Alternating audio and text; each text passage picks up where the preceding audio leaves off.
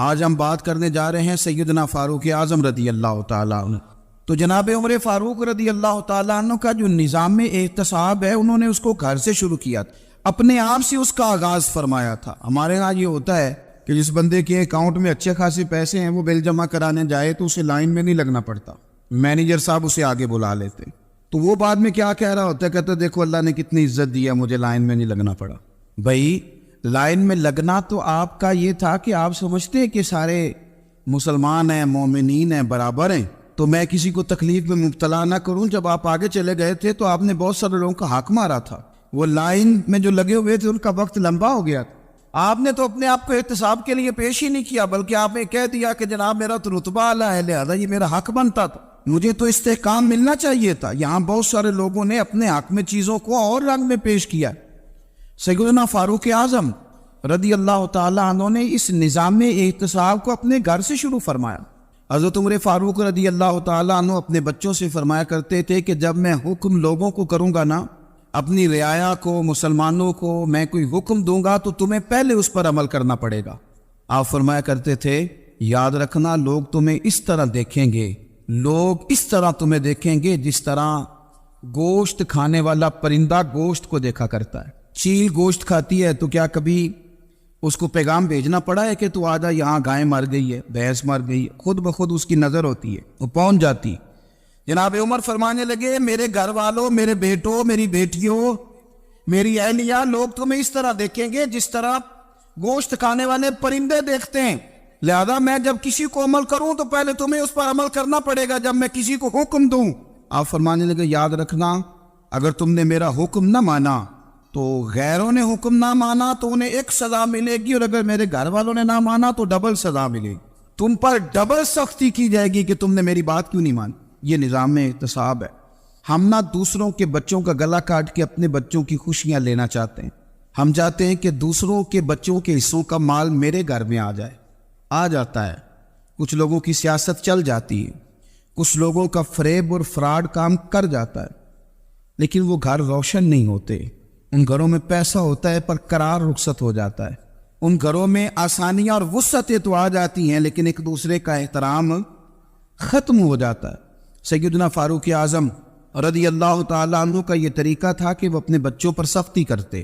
آپ ہمارے ملک میں یہ نظام ہے، موجودہ حکمران ہو یا ان سے پچھلے، بچے سب کے ملک سے باہر رہتے ہیں، یہاں رہتے ہیں تو محلات میں، باہر جاتے ہیں تو بڑی بڑی آسائشوں میں۔ ان کے بچوں کے لیے قانون بھی الگ سے ہیں، قاعدے بھی الگ سے ہیں، اور ہمارے ملک کے اندر تو ایک باقاعدہ پروٹوکول کا سسٹم ہے، اس سسٹم سے گزر کر بڑے بڑے لوگ چلنا پسند کرتے ہیں۔ ہمارے زمانے میں بھی کچھ چیزیں سرکاری ہوتی ہیں خالص، لیکن عجیب نظام ہے نا، ہر چیز کا کرایہ بڑھ جاتا ہے، سرکاری دکان کا نہیں بڑھتا۔ باقی دکانیں 5-6 سال کے لیے ملتی ہیں، سرکاری دکان پہ آپ قبضہ کرنا چاہیں تو پورے 100 سال کے لیے مل جاتی ہے، چونکہ یہ عام عوام کی پراپرٹی ہے تو اس کے ساتھ جو مرضی کو سلوک کرے۔ ایک سرکاری چراگاہ تھی جس کے اندر جانور چرا کرتے تھے، ہمارے ہاں بھی پنجاب میں کچھ جگہیں ہوتی ہیں تو ہم لوگ کہتے ہیں شام لاٹ ہے، سرکاری چراگاہ میں جانور چرا کرتے تھے۔ حضرت عمر فاروق رضی اللہ تعالیٰ عنہ کے صاحبزادے سیدنا عبداللہ ابن عمر رضی اللہ تعالیٰ عنہ نے بھی ایک اونٹ خرید لیا، تو سب لوگوں کے جانور سرکاری چراگاہ میں چرتے تھے، آپ نے بھی اپنا جانور وہاں چرنے کے لیے، کھانے پینے کے لیے چھوڑ دیا۔ وہ جب اونٹ آیا تو پتلا تھا، کچھ دنوں کے بعد وہ فربا ہو گیا، طاقتور ہو گیا، موٹا تازہ ہو گیا۔ حضرت سیدنا عبداللہ ابن عمر رضی اللہ تعالیٰ عنہ نے بیچا تو وہ ڈبل قیمت سے بھی زیادہ کا بکا، کیونکہ پہلے دبلا پتلا تھا، اب موٹا تازہ فربا ہو گیا۔ حضرت سیدنا فاروق اعظم رضی اللہ تعالیٰ عنہ کو پتہ چلا تو بلایا، فرمایا پتر اونٹ بیچ دیا ہے؟ ابا جی بیچ دیا ہے۔ فرمایا کتنے کا خریدا تھا؟ اتنے کا۔ بیچا کتنے کا؟ ڈبل قیمت بتائی۔ فرمایا اس طرح کر کے اصل رکھ لے اور جو اوپر ملی ہے مجھے دے دے۔ حضور آپ نے کیا کرنی ہے؟ فرمایا میں سرکاری خزانے میں جمع کروں گا۔ حضور کیوں؟ فرمایا اس لیے کہ تیرا اونٹ سرکاری جگہ پہ چرا کرتا تھا، وہ گھاس سرکاری جگہ سے کھاتا تھا۔ حضور سب کے کھاتے؟ عبداللہ ابن عمر کہنے لگے سب کے کھاتے ہیں۔ آپ فرمانے لگے تو سب میں شامل نہیں ہے، تو امیر المومنین کا بیٹا ہے، تجھے میں یہ حق نہیں دے سکتا، تیرے اوپر تھوڑی سختی زیادہ کی جائے گی، تجھے یہ حق نہیں ملے گا۔ تو اپنے اونٹ کو چونکہ سرکاری چراگاہ میں چرایا کرتا تھا، لہذا تجھے وہ جو اصل رقم یہاں جمع کرانی پڑے گی۔ ہمارے تو بچے پہلی بات تو یہ ہے کہ بات ہی نہیں سنتے، یہ سب کے بچوں کی بات کر رہا ہوں۔ وہ ٹیچر کے بچے ہوں، سیٹھ کے بچے ہوں، پیر کے بچے ہوں، امام صاحب کے بچے ہوں، کسی کے بچے ہوں، پہلے تو سنتے نہیں، اور اللہ خیر کرے اگر آپ کوئی سنانا چاہیں تو فوری طور پر وہ ہوم منسٹری کے پاس پہنچ جاتے، ان کی اماں ان کی وکیل بن جاتی، آپ کہہ ہی کچھ نہیں سکتے، حالات رخ بدل جاتے۔ اس کا نقصان یہ ہوتا ہے کہ ان کو تراشا نہیں جا سکتا، ان کو ہیرے نہیں بنایا جا سکتا، ان کے اوپر کچھ ایسی میل کچیل چڑھ جاتی ہے جو بڑی عجیب و غریب ہوتی ہے۔ اور کچھ لوگ ایسے ہوتے ہیں جو خرابی کرنے میں بھی اپنا کردار ادا کرتے ہیں، خرابی کرنے میں، اور بڑے لوگوں سے منسلک ہونے کے لیے لوگ رستے تلاش کرتے ہیں، رستے۔ میں چونکہ چیزوں کا مطالعہ کرنے کا بڑا شوقین ہوں، تو میری والدہ داخل تھی کئی سال پہلے ہسپتال میں، تو مجھے اس ہسپتال میں کچھ دن رہنا پڑا، ایک پرائیویٹ ہاسپٹل تھا، تو اس میں انہوں نے جگہ جگہ لکھ کے لگایا تھا ملازمین کو بخشیش نہ دیں، ہم ان کو بڑی اچھی معقول تنخواہ دیتے ہیں، سیلری بڑی عمدہ ہے، تو لوگ بخشیش نہ دیں۔ میں نے جو مینجمنٹ کے لوگ تھے ہاسپٹل کی، ان میں سے ایک سے میں نے کہا کہ اگر کوئی بندہ اپنی خوشی سے دینا چاہے تو آپ نے بڑا موٹا لکھ کے لگایا برائے مہربانی ان کو بخشیش نہ دیں۔ اس نے بڑی قیمت، سادہ آدمی تھا پر میری بڑی اس نے مجھے بات بتائی، مجھے نفع ہوا۔ کہنے لگے مولوی صاحب جب کچھ امیر لوگ اسپتال میں مریض لے کے آتے ہیں تو وہ صفائی والے کو پہلے ہی 500 روپیہ دکھا لیتے ہیں آتے ہی، پھر وہ جیسی آواز دیتے ہیں صفائی والے فٹافٹ اندر آتے ہیں، ان کا کمرہ صاف کرتے ہیں۔ تو سارے تو بیچارے اتنے مالدار نہیں ہوتے کہ آتے ہی پہلے کام والے کو 500 دیں۔ پھر نقصان کیا ہوتا ہے کہ یہ جن کی ذمہ داری ہے بہت ساری ڈیوٹیاں کرنے کی، یہ ڈیوٹی نہیں کرتے، یہ پلٹ کے ان کے طرف دیکھتے ہیں جن کے گھر سے سالن صحیح آتا ہے، ادھر ان کی توجہ زیادہ ہو جاتی ہے، جو نوٹ ان کو زیادہ دکھاتے ہیں، جو پھل لے کے آتے ہیں تو آدھا ان کو دیتے ہیں۔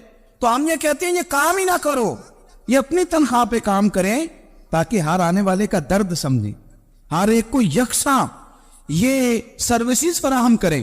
تو ہم یہ کام کرتے ہیں، ہم ایم پی اے کے اور کسی سے ہمارا تعلق نہ بنے تو ہم جناب اس کے ڈرائیور سے ہی تعلق بنا لیتے ہیں، ہم وہ جو آپریٹ کرنے والا ہوتا ہے ٹیلی فون اسی سے بڑا تعلق بناتے ہیں، اس کو مٹھائی کا ڈبہ جلدی پہنچا دیتے۔ تو اسی طرح سے بڑے لوگوں کی اولادوں کو بگاڑا جاتا ہے۔ حضرت عاصم بن عمر رضی اللہ تعالیٰ عنہ، یہ سیدنا فاروق اعظم کے بیٹے تھے، مصر گئے تو لوگوں کو پتا چلا حضرت عمر کے بیٹے آئے، لوگوں نے تحفے دیے، بڑی بڑی چیزیں آپ کو دی، حضرت عمر کا بیٹا آیا، بڑے گفٹ دیے۔ تو صاحبزادے واپس آئے تو ان کے پاس بڑے تحائف تھے، سیدنا عمر فاروق رضی اللہ تعالیٰ عنہ نے دیکھا تو فرمایا ادھر لانا تحفے، کہا بھائی لوگوں نے مجھے دیے ہیں، فرمایا تو نے کیوں بتایا تھا کہ میں امیر المومنین کا بیٹا ہوں؟ کہا حضور ان کو ویسے ہی پتا چل گیا۔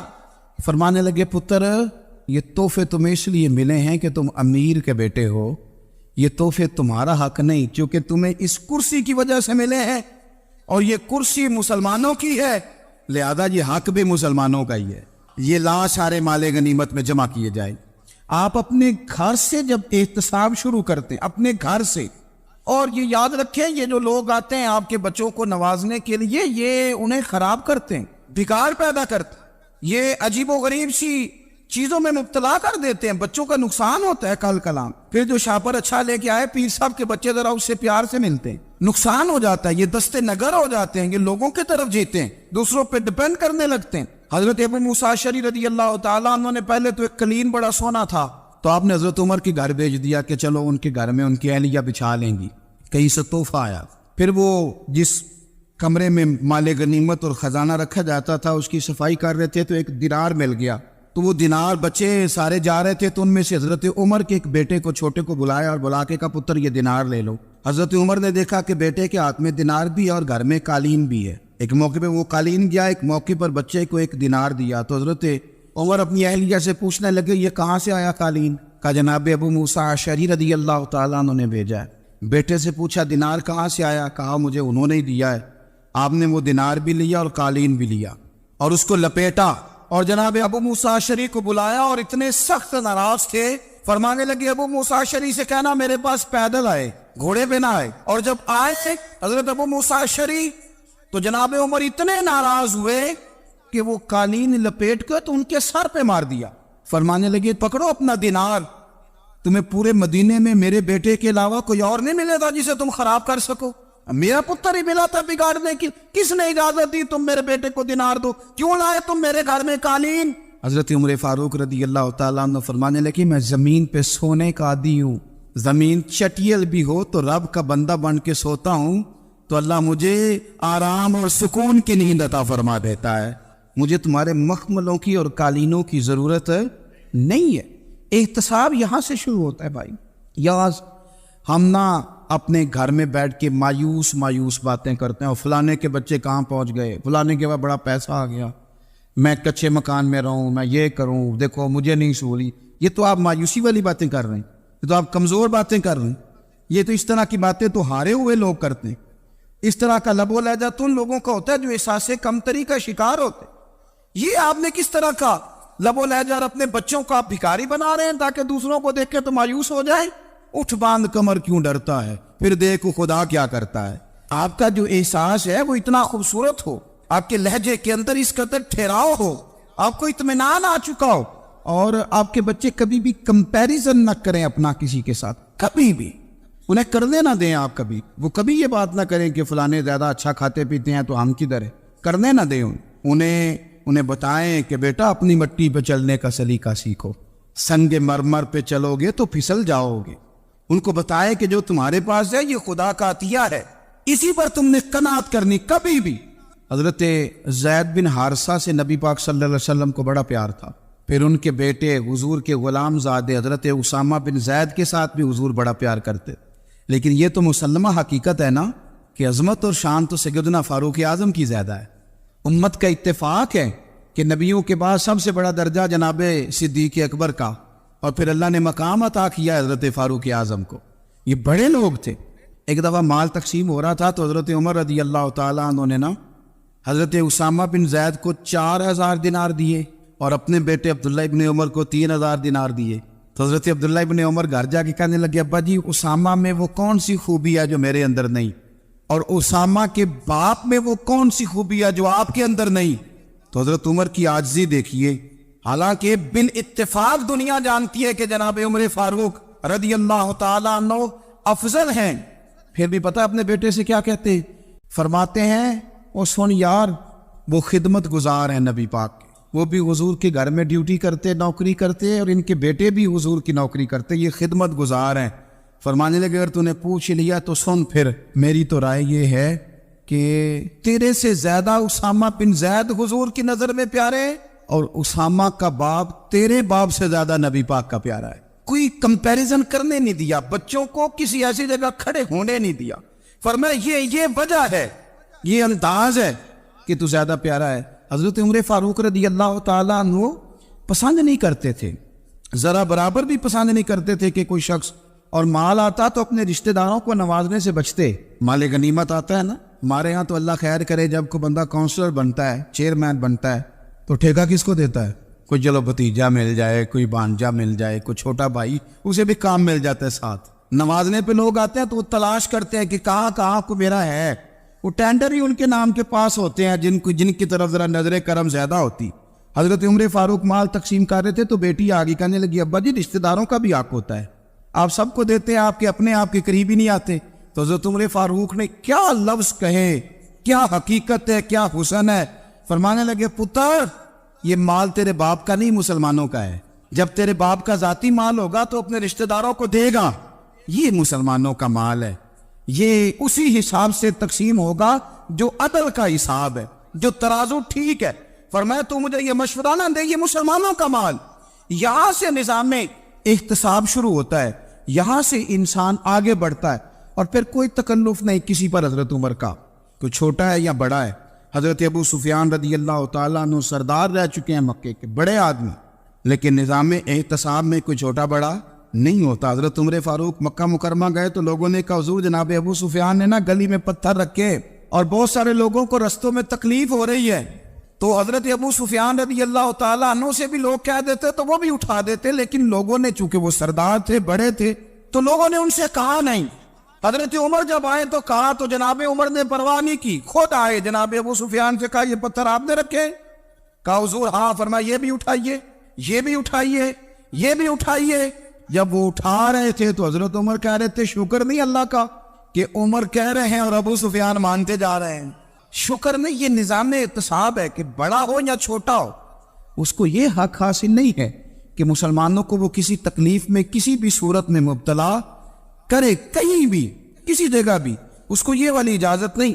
حضرت سیدنا عمر فاروق رضی اللہ تعالیٰ عنہ پھر ایک اور بات تھی، میں کئی دفعہ یہ بات کہتا ہوں اور مجھے ذاتی طور پر اس کا بڑا تجربہ ہے، کچھ لوگ نا خوشامد پسند ہو جاتے ہیں، بڑی عمدہ تعریف کرتے ہیں، اوئے ہوئے ہو پول باندھتے ہیں پورے، آپ کے پاس آئیں گے تو کہیں گے جناب آپ سے زیادہ اچھا بندہ ہی کوئی نہیں، تو وہ نا آپ سے کام نکلواتے ہیں، پھر وہ کسی دوسرے کے پاس جاتے ہیں تو اسی طرح کا رویہ وہ دوسروں کے ساتھ کر، یہ عام لوگوں میں بھی مرض ہوتا ہے، عام لوگوں میں، اور بادشاہ وہ بندہ اگر، پھر تو اس کا دل کرتا ہے میں اگر بادشاہ سلامت ہوں تو دو چار بندے دیہڑی پہ رکھ لوں پر میری تعریف ضرور کریں، پابندی ہوتی ہے، لوگ یہ کام بڑے شوق سے کرتے ہیں۔ اور شیخ سعدی فرمایا کرتے تھے لکڑی کو گھن کھا جاتی ہے اور بڑے لوگوں کو خوشامد کھا جاتی ہے خوشامد۔ حضرت عمر فاروق رضی اللہ تعالیٰ عنہ اس معاملے میں بھی بڑے مضبوط تھے۔ ویسے مجھے اور آپ کو اچھا کون لگتا ہے؟ ہماری غلطیاں بتانے والا؟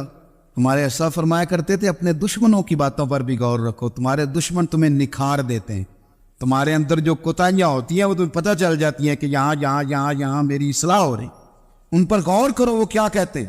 حضرت عمر فاروق کی تعریف کی ایک بندے نے، کمال تعریف کی، وہ اس کا خیال تھا کہ رزلٹ بڑا شاندار آئے گا، بادشاہ کی تعریف ہوتی تھی تو پھر تھیلی جاتی تھی اشرفیوں کی، کمال رزلٹ آئے گا۔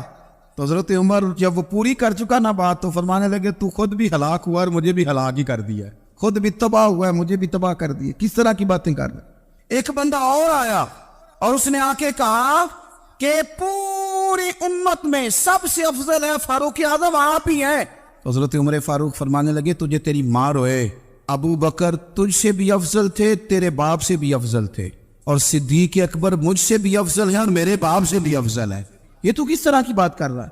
یہاں ہر شے ہضم نہیں ہو جاتی، فوری طور پہ لوگ ڈکار بھی پورا نہیں لیتے۔ قرآن مجید نے کہا فَلَا تُزَكُّوا أَنفُسَكُمْ هُوَ أَعْلَمُ بِمَنِ اتَّقَىٰ، اپنے منہ سے نہ کہو میں پاک صاف ہوں، اللہ زیادہ بہتر جانتا ہے کہ تم میں سے پرہیزگار کون ہے۔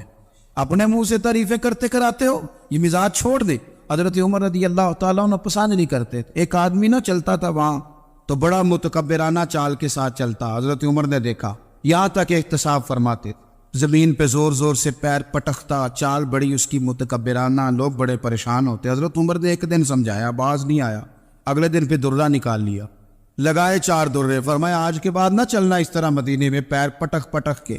اس وقت تو اسے غصہ لگا، لیکن کچھ دیر کے بعد نا جب غصہ اترا تو حضرت عمر کے پاس آیا، کہنے لگا حضور اللہ آپ کا بھلا کرے، آپ نے درے نہیں مارے، آپ نے تو شیطان بھگا دیا جو میرے ساتھ چمٹا ہوا تھا، چمٹا ہوا شیطان آپ نے مجھ سے بھگا دیا ہے۔ یاد رکھیں مسند امام احمد بن حنبل میں حدیث ہے، اللہ کے پیارے رسول صلی اللہ علیہ وسلم فرماتے ہیں جو دنیا میں متکبرانہ چال کے ساتھ چلتا ہے نا، قیامت کے دن وہ اللہ سے اس حال میں ملے گا کہ رب اس سے ناراض ہوگا، متکبرانہ چال سے نہیں چلیں گے۔ تو حضرت فاروق اعظم رضی اللہ تعالیٰ عنہ کا یہ طریقہ تھا کہ آپ خیال کرتے، اور پتہ کس طرح کا آپ کا مزاج تھا، فرماتے تھے تقسیم کرو، دوسروں کا بھی خیال رکھو۔ جس طرح بندہ دیوانہ وار نہیں لوگوں کا خیال رکھتا کہ بندہ بگڑے کوئی نہ، دیوانہ وار، کچھ لوگ تبلیغ کرتے ہیں رسمی، اور کچھ لوگ ایسے ہوتے ہیں جو لوگوں کی اصلاح میں دیوانے ہو جاتے ہیں، ان کی خواہش ہوتی ہے یہاں بھی بندہ ٹھیک ہو جائے، یہاں بھی بندہ ٹھیک ہو جائے، یہاں بھی بندہ ٹھیک۔ کچھ لوگ کڑی نگرانی کرتے ہیں کہ انسان بگڑنے نہ پائے۔ حضرت عمر فاروق رضی اللہ تعالیٰ عنہ نا گوشت والی دکان کے پیچھے جا کے بیٹھ گئے کئی دنوں تک، وہ کہنے لگا حضور یہاں کیا ہے؟ فرمایا تو اپنا کام کرنا، گوشت والی دکان پہ بیٹھے کام کر اپنا، نگرانی کرنے لگے حضرت عمر۔ پھر آپ نے نا وہ بندے پکڑ لیے، کون؟ جو 2 دن مسلسل گوشت خریدنے آئے، پکڑ کے کھڑا کر لیا، فرمایا تو کل بھی گوشت لینے آیا تھا؟ حضور ہاں۔ فرمایا آج پھر کھائے گا؟ حضور جی۔ تو آپ فرمانے لگے کیا تیرے محلے سے غربت ختم ہو گئی ہے؟ تیرے رشتہ دار سارے پیٹ بھر کے کھاتے ہیں تو 2 دن گوشت لینے آتا ہے؟ فرمایا آج کے بعد مسلسل گوشت لینے آیا تو درے سے ماروں گا، خبردار یہ کام نہ کرنا۔ یہاں تک نظام احتساب کا جب خیال رکھا جائے پھر حالات بگڑا نہیں کرتے، پھر وہ قابو میں رہا کرتے۔ حضرت عمر فاروق رضی اللہ تعالیٰ عنہ اس ترتیب کے ساتھ اصلاح کرتے، اس ترتیب کے ساتھ۔ سیدنا فاروق اعظم رضی اللہ تعالیٰ عنہ کی ایک بات آخر میں عرض کرنی ہے، وہ میں بھی اپنے اوپر لاگو کروں، آپ بھی غور کریں۔ حضرت عمر فاروق رضی اللہ تعالیٰ عنہ نے نا خط لکھا حضرت ابو موسیٰ اشعری کو، آپ فرمانے لگے یاد رکھنا جو گورنر، جو امیر اپنے رب کریم کی فرما برداری کرتا رہتا ہے نا، اس کی رعایا بھی اس کی فرما برداری کرتی، اور جو لوگ اپنے رب کریم کی فرما برداری چھوڑ دیتے ہیں پھر جنہوں نے ان کی فرما برداری کرنی ہوتی ہے وہ ان کی فرما برداری چھوڑ دیتے۔ آپ نے سپہ سالاروں کو خط لکھے تھے، فوج کے جو جرنیل تھے، کمانڈو تھے، ان کو خط لکھے تھے، فرمایا جو سپاہی نماز نہیں پڑھتا اسے فوج سے نکال دو، اور ساتھ لکھا تھا یاد رکھو جو رب کا وفادار نہیں وہ ہمارا کیسے ہو سکتا ہے، نکال دو ان لوگوں کو، فوج سے الگ کر دو۔ ہم آج جو بے پناہ پریشان ہیں، ہمارے بچے بات نہیں مانتے، شاگرد بات نہیں مانتے، ہم شکوے کرتے ہیں، بے ادبی بڑھ گئی۔ ادب کے ساتھ میں گزارش کروں گا بڑوں کی بارگاہوں میں، جو میری طرح کے بڑے بنے ہوئے ہیں، بزرگوں سے نہیں بات کرتا، ان سے میں کہوں گا کہ ہمیں ایک دفعہ اپنے اوپر بھی تو غور کر لینا چاہیے، کہیں ایسا تو نہیں ہے کہ ہم جب تک اللہ تعالیٰ کے فرما بردار تھے، جب تک ہم تقوی کے معیار پر تھے، ہماری بات ماننے والے ہماری بات مان رہے تھے، کہیں ایسا تو نہیں کہ ہم اس معیار سے ہل گئے ہیں تو اب جو ہمارے فرما بردار تھے وہاں سے ہل گئے۔ حضرت عمر رضی اللہ تعالیٰ عنہ فرمایا کرتے تھے کہ لوگوں کو عجب میں مبتلا نہیں ہونا چاہیے، خود پسندی کا جو ماحول ہوتا ہے اس سے لوگوں کو ہمیشہ نکلنا چاہیے۔ حضرت عمر کے ایک صاحبزادے نے کنگھی کر لی، اچھا لباس پہن لیا تو درہ مارا جناب عمر نے، تو آپ کی بیٹی کہنے لگی ابا یہ تو بالکل جائز ہے، اچھے کپڑے پہننا، اچھا لباس پہننا اور سر میں کنگھی کر لینا، اس پر درہ کیوں مار دیا؟ تو آپ فرمانے لگے بیٹا یہ خود پسندی میں مبتلا ہونے لگا تھا، یہ اپنے آپ کو بہت بھلا سمجھنے لگا تھا، اس کا خیال تھا کہ میں ہی ہوں، میرے علاوہ کوئی نہیں، یہ اس مقام پہ جا رہا تھا جہاں اس کی تربیت رک جاتی، اس لیے درہ مارا ہے۔ ایک دفعہ حکومتی معاملات کے اندر آپ کی اہلیہ نے مشورہ دینا چاہا، بڑے کام بیویاں نہیں کرتی، بڑے بڑے معاملات میں مداخلت نہیں کرتی۔ ہمارے بر صغیر میں وہ بادشاہ نہیں گزرا کہ جو فیصلہ کرتا تھا تو کرسی پہ بیٹھ جاتا تھا اور پردے کے پیچھے اس کی بیوی بیٹھ جاتی تھی، اور جب وہ فیصلہ سنانے لگتا تو یوں گردن پیچھے کرتا اور اہلیہ جو کہتی وہ فیصلہ سنا دیتا۔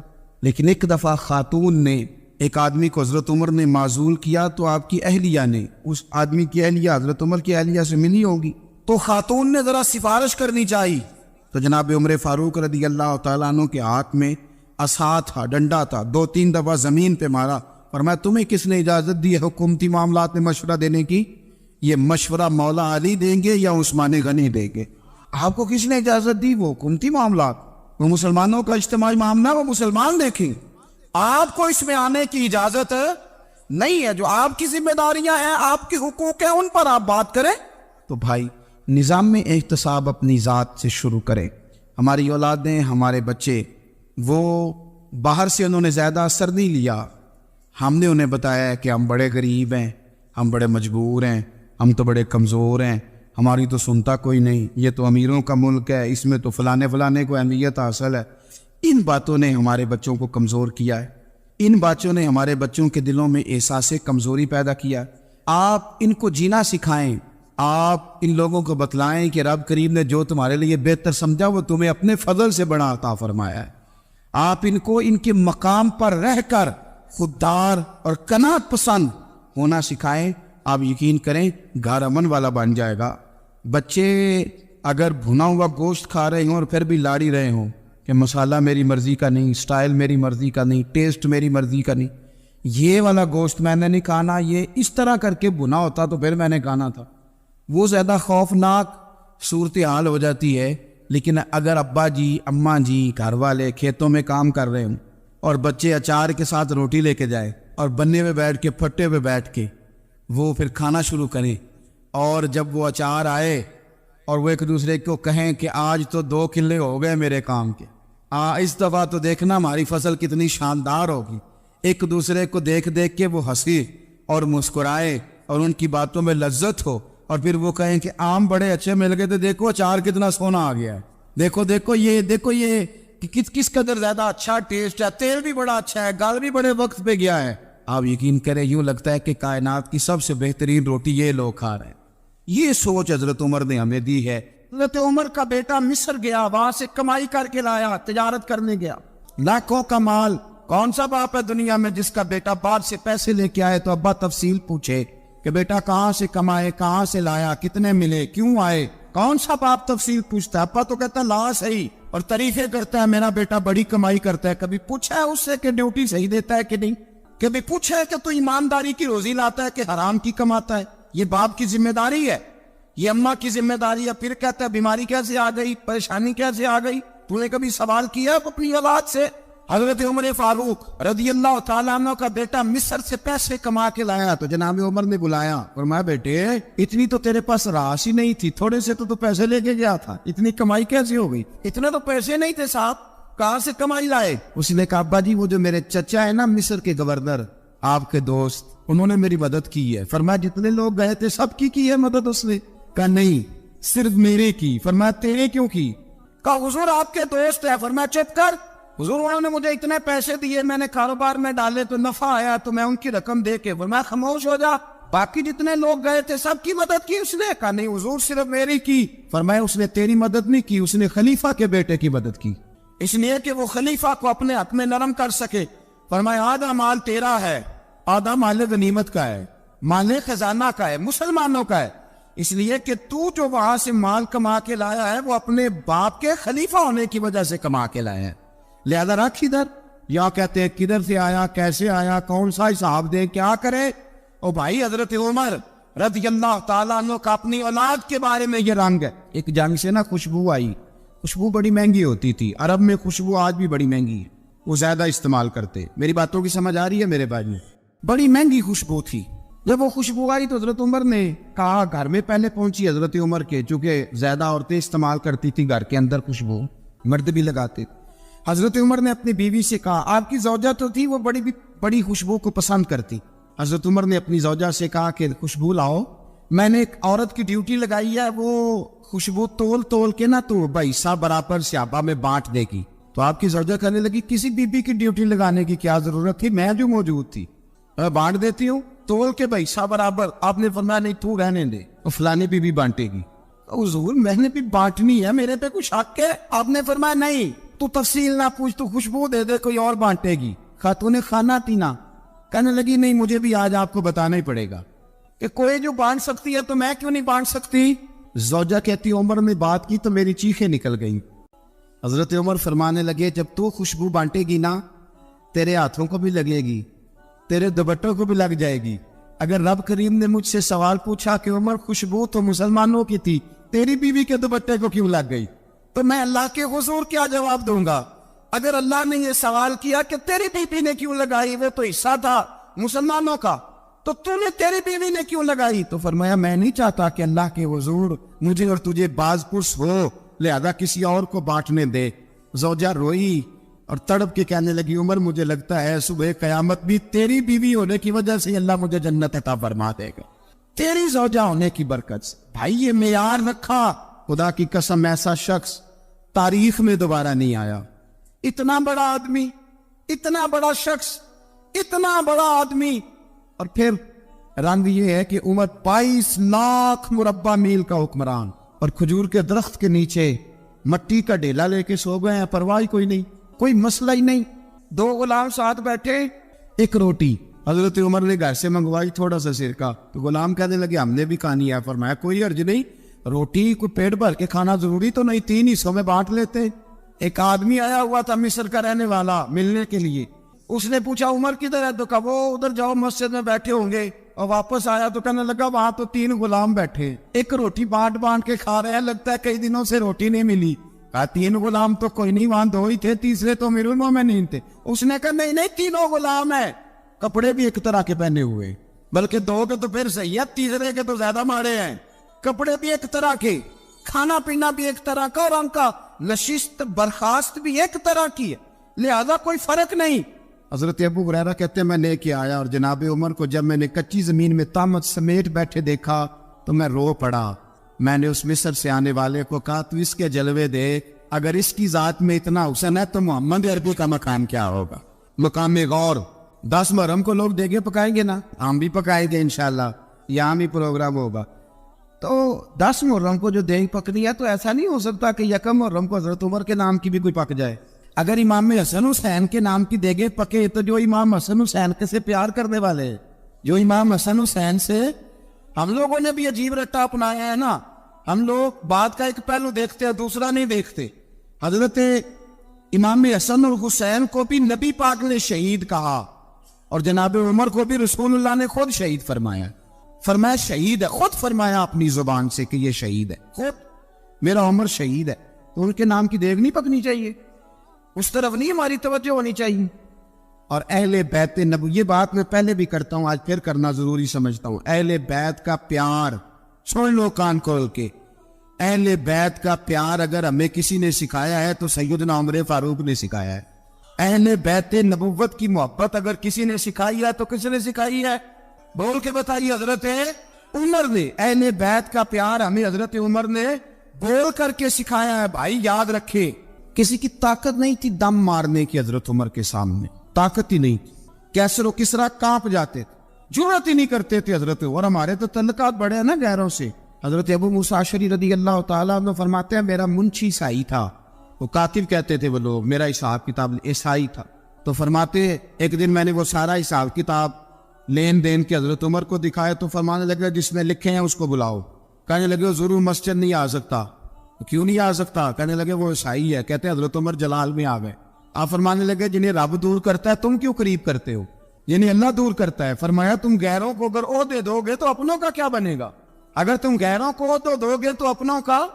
ہم نے غیروں کو عہدے دیے تو دیکھا نا اپنے کس طرح کاٹے جا رہے ہیں. غیروں کو جو عہدے دے دیے جرانے سارے غیروں سے. روز دعویٰ ہوتا ہے چین ہمارا سجن ہے، چین ہمارا دوست ہے. او بھائی دوست ہے تو اس سے کہو نا کہ برما تو تمہاری ایک چھوٹی سی ریاست ہے، چین کے بغیر تو وہ سانس بھی نہیں لے سکتا. اس کو کہو نا اس حکومت پہ دباؤ ڈالے. لیکن ہم لوگوں نے غیروں کو ہوتے دیے تو اپنے پس گئے. حضرت عمر کہتے تھے ذمی کا ہم ادب کریں گے. ذمی کافر کا ہم، ایسا کافر جو مسلمان ریاست کو قبول کرے، بدامنی نہ پھیلائے. ایک آدمی کو آپ نے دیکھا آنکھوں سے نابینا ہے اور بھیک مانگ رہا ہے تو حضرت عمر کو نظر آ گیا. فرمایا کون ہو؟ اس نے کہا میں یہودی ہوں.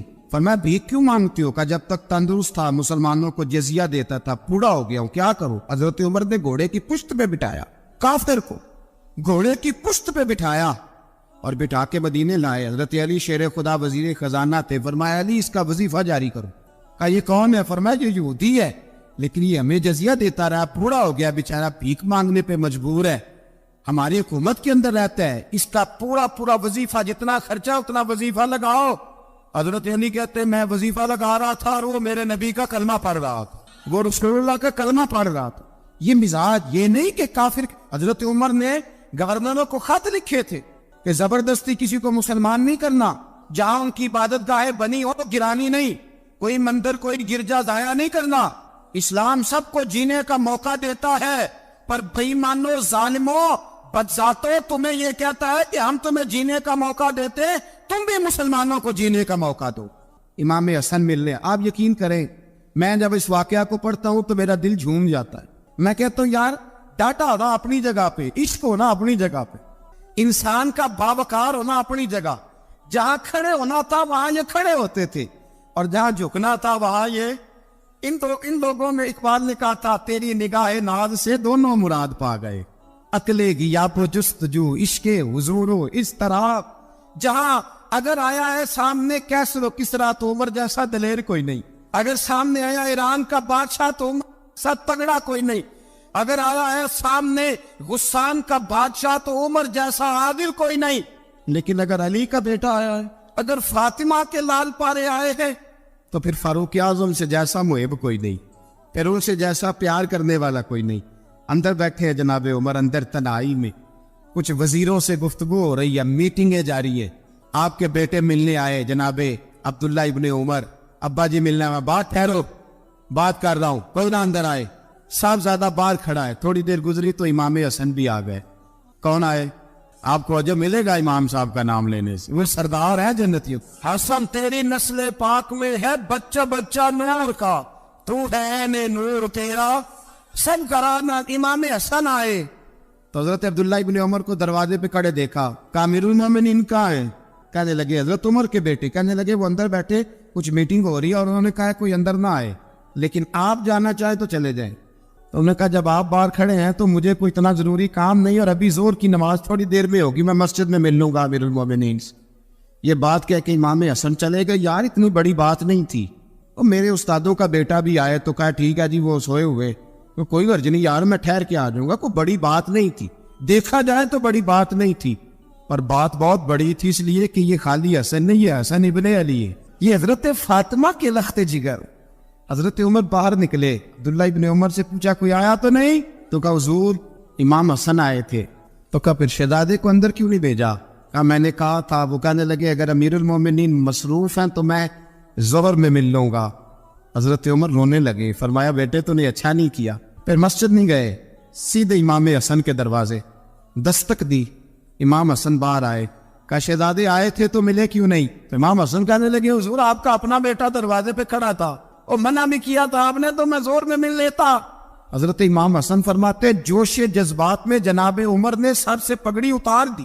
جوش کے جذبات کہنے لگے حسن میرے بیٹے کا اور آپ کا کیا مقابلہ؟ کیا اس کی ماں کا نام فاطمہ الزہرا ہے؟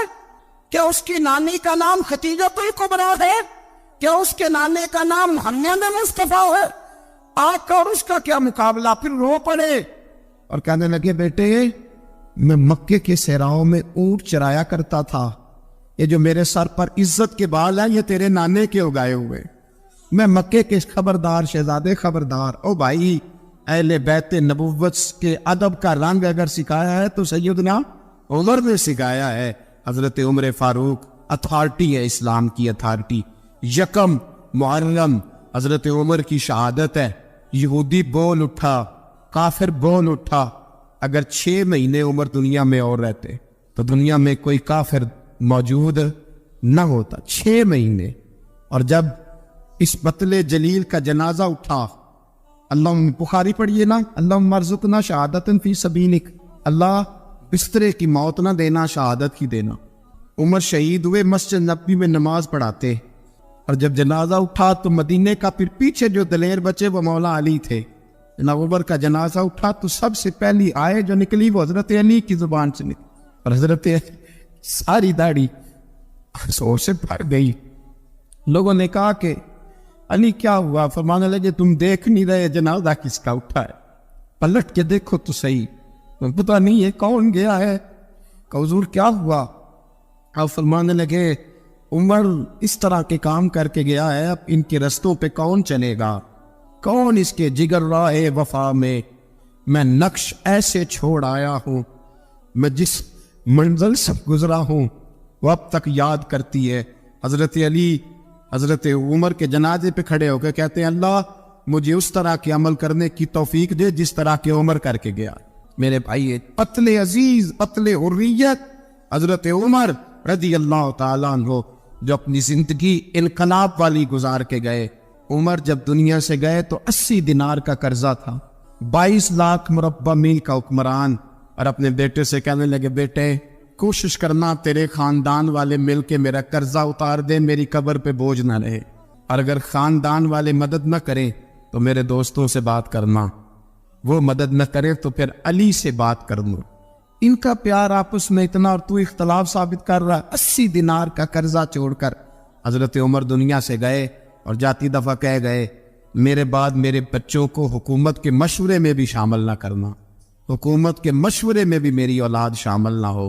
اتنا بڑا شخص اتنا بڑا رنگ دے کے یکم محرم کو جب عمر فاروق کا وصال ہوا تو بیٹے سے کہنے لگی اماں عائشہ سے جا کے کہو میرا بھی نبی پاک کے روزے میں دفن ہونے کو دل کرتا ہے. ایک قبر کی جگہ ہے اماں جی نے اپنے لیے رکھی ہے, بخاری یا بخاری. حضرت عائشہ کے پاس صاحبزادے گئے, کہنے لگے اماں جی عمر کو زخم لگ گیا ہے, حالت بڑی پریشانی والی ہے. وہ کہتے ہیں اگر اماں اجازت دے. سید عائشہ رو پڑی, فرمانے لگی کہ وہ اپنی قبر کی جگہ تو نہیں نہ کسی کو دیتا, پر عمر نے کمال ہی بڑا کیا, اسے کہو جاؤ گنبد خضرا میں قیامت تک جو مصطفیٰ پہ اور ابو بکر پہ سلام پڑے گا وہ تجھ پہ بھی سلام پڑھ کے جائے, جاؤ میں نے جگہ دی. حضرت عمر فاروق رضی اللہ تعالیٰ عنہ مدینے کی گلی سے گزر رہے, امیر المومنین ہے, مدینے کی گلی سے گزر رہے. ایک گھر کے اندر سے بچیوں کے رونے کی آواز آئی, بچیاں رو رہی ہیں, اور بچی اپنی ماں سے کیا کہتی ہے؟ کہتی اماں ابو بکر تو اب انتقال کر گئے, حضرت عمر کا پہلے دن ہے خلافت کا, اب ہمارا کیا بنے گا؟ ابو بکر تو وصال کر گئے. حضرت عمر فاروق رضی اللہ تعالیٰ عنہ نے رونے کی آواز سنی, دروازے پہ دستک دی, کہا بیٹو کیا بات ہے؟ تو بچیاں کہنے لگی عمر ہمارے ابا جی ہماری 10-15 بکریاں ہیں, تو ہمارے والد صاحب ان کا دودھ دھو کے بیچا کرتے تھے, گزارا ہو جاتا تھا. جس دن ابا جی فوت ہوئے تو اس دن سے لے کر ابو بکر صدیق روز عصر کے بعد آیا کرتے تھے, ہماری بکریوں کا دودھ دھو کے دیتے تھے, کچھ ہم پیتی تھی. کچھ بیچ لیتی تھی، گزارا چلتا تھا۔ جس دن ابو بکر صدیق خلیفہ بنے تو ہم نے جا کے کہا ابو بکر اب کون دودھ دھوئے گا؟ تو سیدنا صدیق اکبر رضی اللہ تعالیٰ عنہ نے فرمایا بیٹے پہلے تو میں مرضی سے خدمت کرتا تھا، اب تو مصطفیٰ کی امت کی نوکری میری ڈیوٹی بن گئی ہے، تو میں آؤں گا۔ بچیاں رو رہی ہیں، حضرت عمر کو بتاتی ہے، کہتی ہیں ابو بکر چلے گئے ہیں تو ہم پریشان ہیں، یتیم ہیں، لوارث ہیں، بھائی کوئی نہیں، کون آئے گا، کون دیکھ بھال کرے گا؟ حضرت عمر فاروق گھٹنوں کے بل زمین پہ بیٹھ گئے، ان چھوٹی چھوٹی بچیوں کو سینے سے لگایا، فرمانے لگے میں ابو بکر کا کیا کروں، میرے لیے رستے بڑے مشکل کر گیا ہے، میں اس کے کس بادشاہ وقت ہو کے وہ غریبوں کے گھروں میں آ کے ان کی بکریوں کا دودھ بھی دھوتا تھا، امیر المومنین ہو کے یہ رنگ بھی تھا۔ اور میں بیٹیوں فکر نہ کرنا، جب تک عمر زندہ رہے گا، عمر آتا رہے گا، یہ نوکری کرتا رہے گا۔ کوئی دن بیتے تو حضرت عمر فاروق کو یاد آیا مدینے میں ایک بوڑھی اماں بھی رہتی ہے جس کا کوئی گھر کا کام کرنے والا نہیں، اور جس بی بی کا کوئی بال بچہ نہیں، اور آنکھوں سے بھی وہ نابینی ہے۔ حضرت ابو بکر صدیق رات کے سناٹے میں جایا کرتے تھے، اس کے گھر میں جھاڑو دیتے تھے۔ یہ بادشاہ ہے، اس کی فقیری کا رنگ دیکھو، اس کو کنویں سے پانی بھر کے لا کے دیتے تھے۔ اور یہ لفظ آپ سنیں گے تو حیران ہو جائیں گے۔ اس بوڑھی اماں کے لیے نا ایک کونے میں گھر میں دور بار سینے میں ایک جگہ کھود دی تھی جہاں وہ بی بی پخانہ اور پیشاب کرتی تھی۔ امیر المومنین حضرت ابو بکر صدیق رات کو جاتے تھے اور اس کا وہ پخانہ وہاں سے اٹھا کے باہر پھینک کے آیا کرتے تھے۔ اس عورت نے پیغام بھیجا کہ عمر سے کہو میری بھی ڈیوٹیاں تو نہیں سر انجام دینی ہے۔ عمر فاروق ساری رات کام کرتے، سناٹا گہرا ہوتا، جھاڑو دبایا ہے بغل میں، اور عمر فاروق نکلے ہوئے اس بی بی کے گھر میں جھاڑو دیا جا رہا ہے۔ حضرت انس بن مالک فرماتے ہیں میں نے آخری عمر میں بھی اس بوڑھے عمر کو دیکھا ہے، اس بڑھاپے میں بھی میں نے اس شخص کو دیکھا ہے کہ جب وجود کمزور ہو گیا، داڑھی سفید ہو گئی، لیکن پھر بھی اس کا انداز نہیں بدلا۔ اس نے ساری زندگی بادشاہی میں فقیری کر کے گزار دی، یہ پھر بھی کسی کے گھر میں جھاڑو دیتا ہے، کسی کی بکریوں کا دودھ دھوتا ہے، یہ کسی غریب میرے دوست یہ۔ اور جب سیدنا فاروق اعظم رضی اللہ تعالیٰ عنہ خطبہ دینے بیٹھتے تو کپڑے پھٹے ہیں، پیبند لگے ہیں، مزاج سادہ ہے، بڑا مال آیا ہے، بڑا مال، لیکن تقسیم کر دیا۔ اور یہی انداز آگے اپنے گورنروں کو دیا۔ حضرت سعید بن عامر رضی اللہ تعالیٰ عنہ آپ کے گورنر ہیں، حمص کے گورنر ہیں۔ جب لسٹ آئی نا غریبوں کی، حضرت عمر نے کہا کہ حمص کے جتنے غریب لوگ ہیں ان کی لسٹ بنا کے بھیجو، ان کو چندہ لگانا ہے۔ تو 17ویں 18ویں نمبر پر حضرت سعید بن عامر کا نام بھی آ گیا، گورنر صاحب کا۔ تو حضرت عمر نے سوچا شاید کوئی اور سعید بن عامر ہے، فرمانے لگے یہ کون ہے؟ جس کی ڈیوٹی لگائی تھی اس سے کہنے لگے یہ سعید کون ہے؟ تو کہا حضرت جی ہمارے صوبے کا گورنر۔ تو فرمایا اس کی لسٹ فقیروں میں؟ فرمانے لگے پتہ نہیں آپ نے کیا رنگ بھر کے بھیجا ہے، مہینہ مہینہ یہ شخص درختوں کے پتے کھا کے گزارا کر دیتا۔ کہ یہ میں فرشتوں کی کہانیاں نہیں سنا رہا آپ کو، میں آپ کو جنات کی یار میں بالا کی باتیں نہیں، اس دھرتی پہ بسنے والے، اس دھرتی پہ وقت گزارنے والے میرے رسول پاک کے تیار کردہ ہیروں کی باتیں عرض کر رہا ہوں۔ حضرت عمر گئے ایک دفعہ، کہا مجھے بتاؤ تمہارا گورنر کیسا ہے؟ تو حمص کے لوگ کہنے لگے ہمیں اپنے گورنر سے 4 شکایتیں۔ کون کون سی؟ کا پہلی بات تو یہ ہے کہ گورنر صاحب کو چاہیے فجر کے وقت آئے، یہ سورج نکل آتا ہے تو باہر آتے ہیں گھر سے، آپ کہہ کے تو دیکھیں کسی معمولی سرکاری ملازم سے بھی، پھر آپ دیکھیے آپ کا کیا بنتا ہے۔ کہا یہ سورج نکلتے وقت آتے ہیں۔ دوسری شکایت یہ ہے کہ دن کو ملتے ہیں رات کو نہیں ملتے۔ تیسری شکایت یہ ہے کہ مہینے میں ایک دن ملتے ہی نہیں گورنر صاحب۔ چوتھی شکایت ہے کہ روتے ہیں، کبھی کبھی اتنا روتے ہیں کہ بے ہوش ہو جاتے ہیں۔ حضرت فاروق اعظم نے کھڑا کر لیا، فرمایا سعید تیری شکایات آئینہ کا حضور حکم۔ فرمایا سنا ہے، پہلے تو فجر کے وقت آ جاتا تھا لوگوں کے مسائل سننے، اب تو سورج نکلتے وقت آتا ہے۔ کہا حضور بیوی بیمار ہو گئی ہے اور گھر میں نوکر تو ہے کوئی نہیں، تو میں سویرے اٹھتا ہوں تو پہلے ناشتہ بناتا ہوں، بچوں کو کھلاتا ہوں۔ اس عورت نے 35 سال میرے ساتھ وفا کی ہے، اب چارپائی پہ ہے تو میں اس کے منہ میں لقمے ڈالتا ہوں۔ کہا اسے کھانا کھلا کے جب وہ دعا دیتی ہے تو پھر نکلتا ہوں۔ تو کہا سنا ہے تو ہفتے میں ایک دن ملتا ہی نہیں، مہینے میں۔ کہنے لگی حضرت جی جب مدینے سے آیا تھا تو ایک کرتا اور ایک تامد ساتھ لایا تھا، مجھے آج 2.5 سال ہو گئے ہیں، میں نیا لباس نہیں خرید پایا، میں نے عرض کی میں اس دھرتی میں بسنے والے لوگوں کی داستان سنا رہا ہوں. کہا میں اپنی تاب میں دھو کر خشک ہونے کو ڈال دیتا ہوں, اسے آدھا دن لگ جاتا ہے, خشک ہوتی ہے تو تاب میں پہن کے قمیض دھو لیتا ہوں اور پھر قمیض ڈال دیتا ہوں. حضرت جی سارا دن بیت جاتا ہے تو باہر نہیں آ پاتا. حضرت عمر فاروق کی گردن جھک گئی. کہا سنا ہے تو رات کو ملتا ہی نہیں. یہ لفظ کہے تو حضرت سعید بن عمر کہنے لگے یہ میرا راز تھا, آپ میرے امیر نہ ہوتے تو کبھی فحش نہ کرتا. دن میں نے بندوں کے لیے رکھا ہے, رات اپنے رب کے لیے رکھی ہوئی ہے. میں رات کی تنہائیوں میں اپنے کریم کی بارگاہ میں جاتا ہوں اور میں سارے دن کے گناہوں کی معافی مانگتا ہوں. میں اپنی غلطیوں کی تلافی کا سوال کرتا ہوں, اس کے حضور جاتا ہوں, اسے دکھڑے سناتا ہوں. رات میری اس کے لیے بیت جاتی ہے. حضرت عمر کی اور گردن جھک گئی. فرمایا یہ بتا کہ تو ملتا ہی نہیں, کہ کبھی کبھی تو روتا ہے اور بے ہوش ہو جاتا ہے. حضرت جی 40 سال کی عمر میں کلمہ پڑھا ہے, جب 40 سال کے پچھلے گناہ یاد آتے ہیں تو کب پھر میں ضبط نہیں کر پاتا. وہ خطائیں, وہ پاپ, وہ جرم, وہ خطائیں جب سوچتا ہوں کہ رب کھڑا کر کے پوچھے گا بتا یہ جرم کیوں کیا, تو وہ احساس مجھے پریشان کر دیتا ہے. حضرت جی میں پھر برداشت نہیں کر پاتا, پھر میں تڑپ اٹھتا ہوں, میری یہ کوتاہیاں ہیں, بتائیے کیا کہتے ہیں. حضرت فاروق اعظم نے گردن اٹھائی تو آنکھوں میں آنسو تھے. کہنے لگے یا اللہ مجھے اس جیسے کچھ اور گورنر بھی عطا فرما, یا اللہ اس جیسے کچھ اور گورنر بھی. عزیزو اپنا حال کیا ہے. ملک شام جب فتح ہوا تو حضرت سعد بن ابی وقاص رضی اللہ تعالیٰ عنہ کہتے ہیں کہ کچھ لوگ مجھے کہنے لگے کہ ہم آپ سے معاملات طے نہیں کریں گے, ہم جزیہ دیں گے, ٹیکس دیں گے, اسلامی حکومت کے زیر اثر آئیں گے, لیکن آپ سے معاملات طے نہیں کریں گے, اپنے امیر کو بلائیے. تو حضرت سیدنا سعد بن ابی وقاص کہتے ہیں میں نے خط لکھا.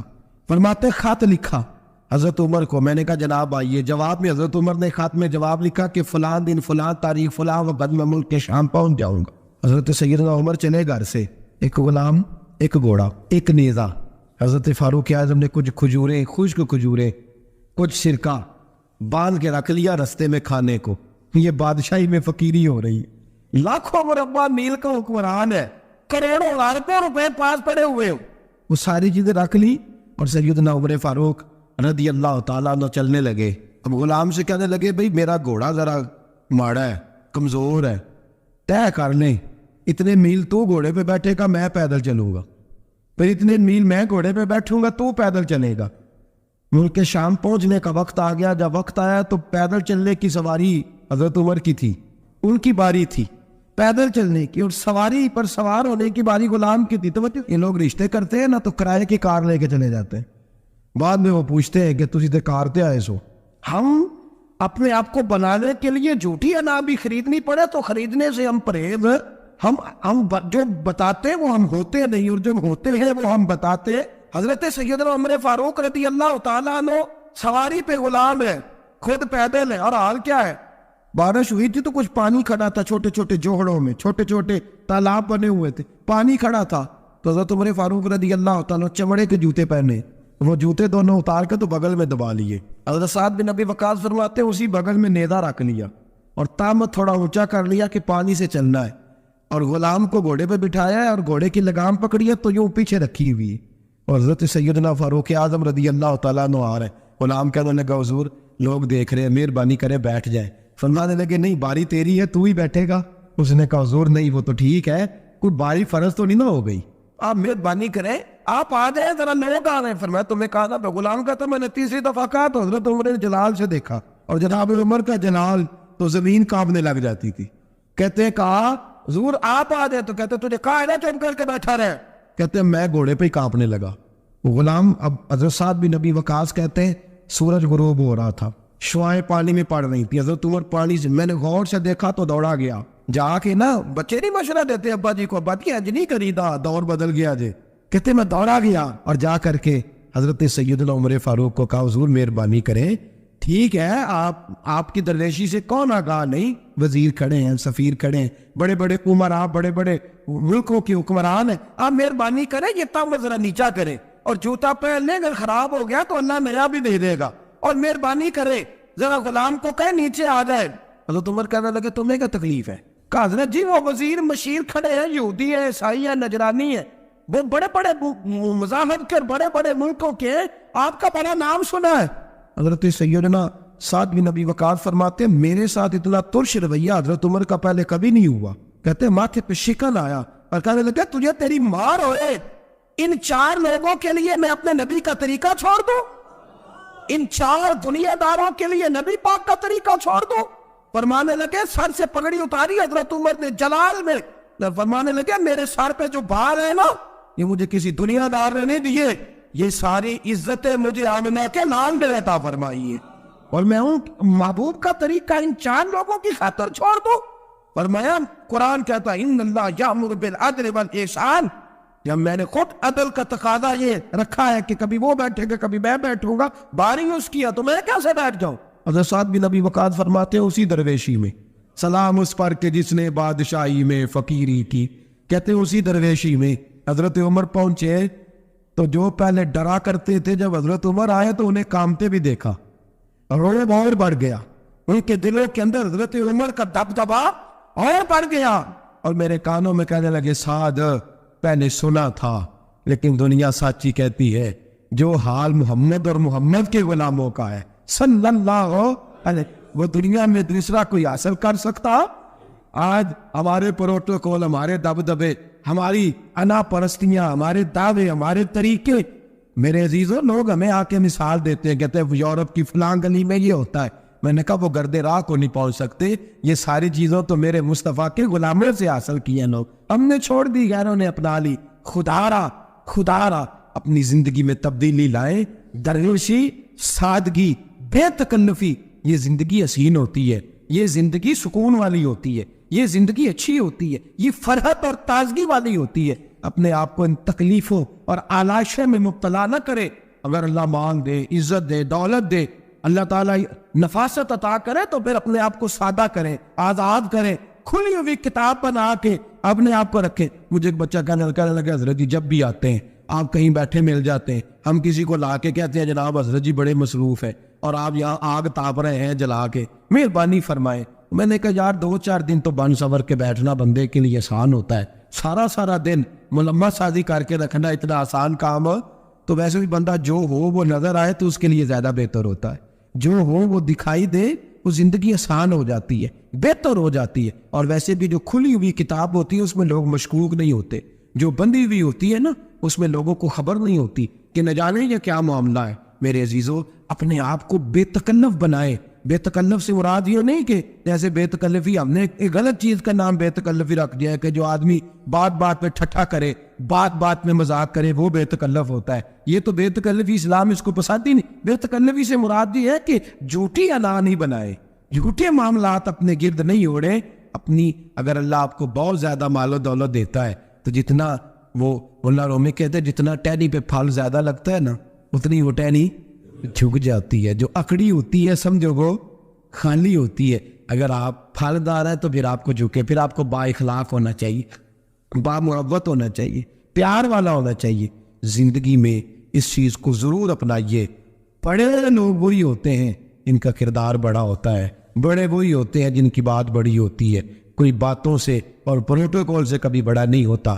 ہمیشہ مدحت خیر الانام میں گزرے, دعا ہے یوں اور درود و سلام میں گزرے. آخر دعوا الحمدللہ.